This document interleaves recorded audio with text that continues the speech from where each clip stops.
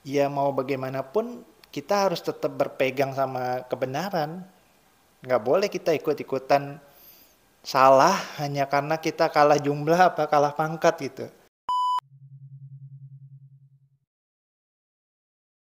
Halo teman-teman, kembali lagi bersama kita di Triple B.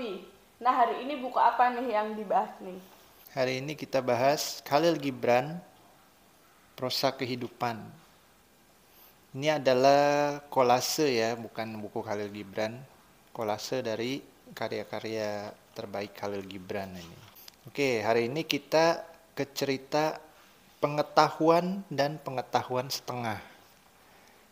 Nah, di sini kisahnya adalah tentang 4 ekor kodok nih. Jadi ceritanya 4 ekor kodok itu lagi nyantai di pinggiran sungai gitu, di atas sebuah bongkahan kayu. Nah, tiba-tiba bongkahan kayunya itu keseret sama arus nih, arus sungai kan. Nah, jadilah mereka seneng gitu kan, serasa berlayar gitu. Nah, terus satu kodok ini, kodok pertama bilang, wah ini kayu keren banget ya, kayu ini beda dari yang lain, karena dia bisa bergerak gitu. Nah, terus ditimpalin sama kodok kedua, bukan kayunya yang bergerak, tapi yang bergerak adalah air. Air yang menyeret si kayu ini gitu. Nah, terus timpalin lagi sama kodok ketiga. Kalian semua tuh salah, kata si kodok ketiga. Yang bergerak itu adalah pikiran kita gitu.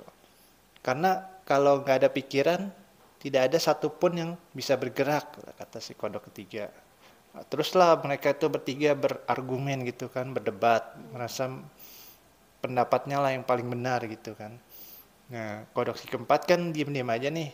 Terus ditanyalah sama ketiga kodok ini kan. Ditanyain pendapatnya. Nah, terus dijawab sama si kodok keempat. Sebenarnya ketiga pendapat kalian itu benar, kata si kodok keempat. Emang benar, kayu ini bergerak dan digerakkan oleh air. Nah, itu adalah hasil dari pikiran kita gitu. Karena jawaban si kodok keempat ini nggak memuaskan bagi ketiga kodok ini, ya jadi akhirnya si kodok keempat ini dicemplungin ke sungai sama 3 kodok ini, didorong gitu. Nah, ironis kan? Tapi itu emang yang kejadian di dunia ini gitu loh. Iya, yang terjadi di lingkungan kita itu ya seperti ini. Kita kan hidup di dunia manusia kan. Ya emang inilah kenyataannya. Ini kan difabelin aja sama dia, jadi diceritain jadi kodok. Tapi kenyataannya ya memang seperti itu di dunia ini. Contohnya gimana? Misalkan di lingkungan kerja gitu, apa di lingkungan, pokoknya di lingkungan apapun lah yang masih berhubungan sama manusia gitu kan. Bisa di lingkungan kerja, di lingkungan keluarga, apa di lingkungan masyarakat itu, tetangga. Kalau kita bener tuh, apalagi kita cuma bener sendiri gitu. Terus yang lain salah tuh banyak gitu. Apa mungkin di lingkungan kerja mereka salah, tapi yang salah itu orang yang pangkatnya tinggi gitu. Pasti kita yang didepak. Kita yang bakal jadi korban kayak si kodok keempat ini. Kebenaran itu kalah sama kejahatan yang lebih banyak atau yang lebih tinggi gitu. Itu ironisnya kehidupan manusia ya begitu. Sama kayak si kodok keempat tadi kan. Sebenarnya si kodok keempat itu kan berusaha untuk mendamaikan 3 kodok ini kan, supaya perdebatan mereka itu udah nggak usah. Karena emang sebenarnya mereka itu benar tiga-tiganya gitu. Tapi karena kebusukan hatinya 3 kodok ini dan egois gitu kan. Jadi masing-masing itu merasa pengen mereka tuh menang gitu. Yang paling bener gitu. Iya, merasa pendapat mereka itu harus benar gitu dan yang lain harus kalah gitu. Itu kan sama kan egoisnya manusia kan gitu. Kamu harus salah karena kamu bawahan saya gitu. Dan saya ini atasan, saya harus benar. Itu kan yang terjadi kan. Atau mungkin kelompok, kami ini banyak loh. Kamu tuh cuma sendiri, jadi kamu harus salah dan kelompok kami harus benar. Itu kan ironisnya kan. Memang yang terjadi ya seperti itu. Jadi ya mau bagaimanapun kita harus tetap berpegang sama kebenaran.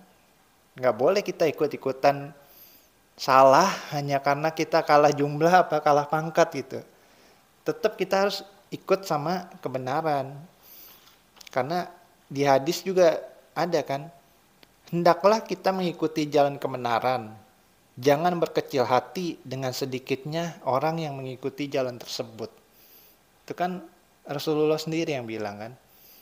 Jangan sampai kita terikut-ikut hanya karena kita kalah jumlah atau kalah pangkat gitu. Nanti soalnya perhitungannya bukan di dunia, perhitungannya itu di akhirat. Nanti kamu ditanya sama Tuhan, jawabnya apa? Emang kamu nggak punya tulang punggung? Diciptain sama aku gitu. Hanya karena kamu kalah pangkat, hanya karena kamu kalah jumlah, kamu harus mengorbankan kebenaran gitu. Itu kan malu gitu loh, nanti ditanyanya sama Tuhan tuh malu gitu. Hanya karena lembek gitu istilahnya kan. Hanya karena kita tuh lembek, cupu gitu, culun. Jadi kita harus mengorbankan kebenaran gitu kan. Kebenaran itu kan milik Tuhan, kebenaran Tuhan. Dan di setiap diri kita itu kan ada percikan ilahi seperti yang di episode sebelumnya kan. Masa udah dikasih seperciknya Tuhan gitu loh. Masa kita harus lembek gitu sih? Kita kan apa sih? Emang kita terbuat dari apa gitu loh. Tapi beberapa orang di dunia ini kan pasti ada ketakutan gitu kan buat ngungkapin kebenaran, atau ibaratnya dia hal itu, perbuatan itu salah tapi dia ngakunya bener gitu. Terus gimana itu?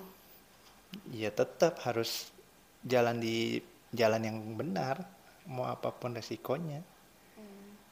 Walaupun kita harus dicemplungin sama banyak orang gitu, kalau kita harus difitnah ya tetap. Soalnya nggak mungkin kebenaran itu nggak ditolong gitu sama Tuhan. Karena kebenaran itu kan milik Tuhan kan. Nggak mungkin umatnya atau kesayangannya ini yang lagi ngebela-belain Tuhan, terus dipersulit sama Tuhan, pasti ada perhitungannya gitu loh. Kayak yang di itu kan, ada sebuah kata-kata bijak. Kebenaran itu memang tidak mudah, tapi apakah hanya karena tidak mudah kita tidak memilih kebenaran? Jangan sampai kita kalah sama keburukan hanya karena kita kalah jumlah gitu atau kalah pangkat. Karena kan ada kata-kata bijak bilang gini, kalau tidak bisa berkata yang baik, lebih baik diam gitu. Daripada kita harus berbohong atau daripada kita harus mengucapkan yang nggak benar, itu kan malah merugikan kita kan. Nah daripada kita begitu ya lebih baik udah kita tinggal aja.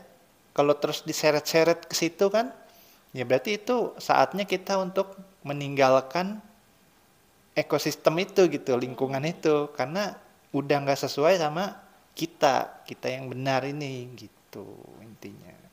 Jadi kita juga harus mendengarkan pendapat orang lain juga gitu kan. Jangan berpegang pada diri sendiri, itu namanya egois gitu. Dan kita juga tadi seperti yang dibicarakan tadi, kita juga harus pegang dalam kebenaran gitu. Karena nanti urusannya di belakang gitu kan. Ya, demikian pembahasan kita hari ini. Semoga ada manfaat yang bisa teman-teman ambil. Terus nonton video-video selanjutnya. See you next time.